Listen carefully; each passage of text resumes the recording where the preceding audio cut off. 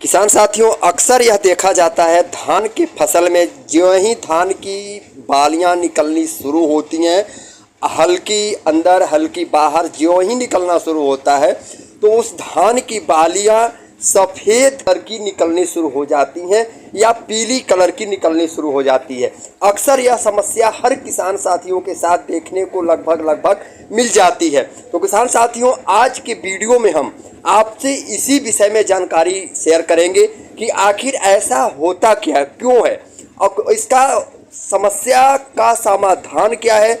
आखिर धान की बालियां निकलते समय सफ़ेद क्यों हो जाती हैं या पीली क्यों हो जाती हैं या लाल क्यों हो जाती हैं। तो नमस्कार किसान साथियों, फिर से स्वागत है हमारे चैनल खेती-बाड़ी बाई सोनू पंडित में। आपका वही छोटा भाई छोटा दोस्त सोनू पंडित अपने चैनल पे आपका बहुत बहुत स्वागत और मोस्ट वेलकम करता है। किसान साथियों, लगातार एक हफ्ते से तबीयत सही नहीं होने के कारण, तबीयत खराब होने के कारण मैं आप लोगों को कंटिन्यू वीडियो नहीं दे पाया। इसके लिए आपसे तहे दिल से मैं क्षमा प्रार्थी हूं और आज से आपको कंटिन्यू वीडियो मिलना शुरू होगा किसान साथियों। तो चलिए विस्तृत रूप में हम आज का वीडियो शेयर करते हैं आपसे। किसान साथियों, अब जो अभी का समय चल रहा है वह समय है भैया धान की बालियां निकलने का, क्योंकि धान की रोपाई किए हुए करीब भैया 90 दिन के लगभग हमारे 80 से 90% किसान साथियों के हो चुके हैं। और जैसा कि देख रहे होंगे आपके स्क्रीन पे भी मैं दिखा रहा हूँ भैया कि धान की बालियां आधी अंदर आधी बाहर करके निकलना शुरू हो चुकी हैं। लेकिन अब उसमें एक समस्या उत्पन्न हो रही है और यह समस्या कोई नई नहीं है। यह समस्या भैया जानी मानी समस्या है और बहुत पुरानी समस्या है। और वह समस्या क्या है कि धान की बालियां जैसे ही निकलनी शुरू होती हैं पौधों से, वह आपको भैया जगह जगह से या तो सफ़ेद कलर में दिखेंगी या आपको रेड कलर में यानी लाल कलर में दिखेंगी या पीली कलर में दिखेंगी। अधिकांशतः यानी ज़्यादा मात्रा में आपको धान की बालियां सफ़ेद या पीली कलर में भैया दिखेंगी। तो इसका मुख्य रीज़न क्या है, इसका कारण क्या है, पहले हम आपको कारण बताएंगे, उसके बाद भैया इसका हम बचाव का आपको तरीका बताएंगे। तो किसान साथियों, चैनल को आप अभी तक सब्सक्राइब नहीं किए हैं तो चैनल को आप सब्सक्राइब जरूर कर लें। अब देखिए, धान की बालियां जो ही अपने पौधों से बाहर निकलने लगती हैं तो भैया वो सफ़ेद या पीली कलर में दिखने लगती हैं। और उसका मुख्य कारण होता है या तो कम बारिश का होना या खेतों का जो पीएच मान होता है भैया उसका घट जाना या बढ़ जाना।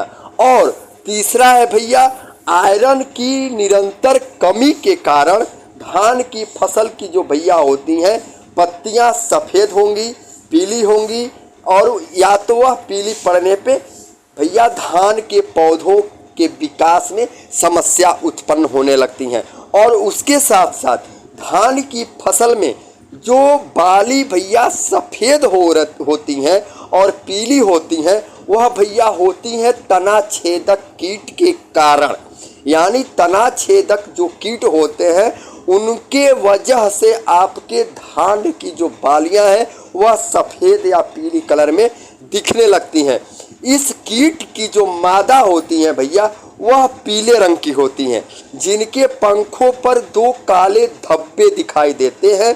यह मादा भैया धान की पत्ती के ऊपरी सिरे पर 50 से 90 की संख्या के समूह में अंडे देने शुरू कर देती हैं, जिससे यह इल्ली निकलकर तने के अंदर छेद करके सुरंग बना देती हैं, जिससे भैया क्या हो जाती हैं। और सुरंग बनाने के बाद वह क्या करते हैं भैया, धान की बालियों में जो दूध पड़ते हैं, जो भोजन बनाने के लिए जो दूध पड़ते हैं भैया उनको यह सफ़ा चट कर देते हैं। यानी उसके रस को, दूध को यह चट कर जाते हैं, चूस जाते हैं, जिसकी वजह से वह धान की बालियां खोखली पड़ जाती हैं। और ऊपर निकलने के बाद, पौधों से ऊपर निकलने के बाद वह भैया या तो आपको सफ़ेद कलर में दिखेंगी या आपको पीली कलर में दिखेंगी। यानी उस धान की बालियों में अब कोई भोजन नहीं है, कोई चावल का दाना नहीं है, कोई उसमें भैया दूध भोजन बनाने वाली दूध उसमें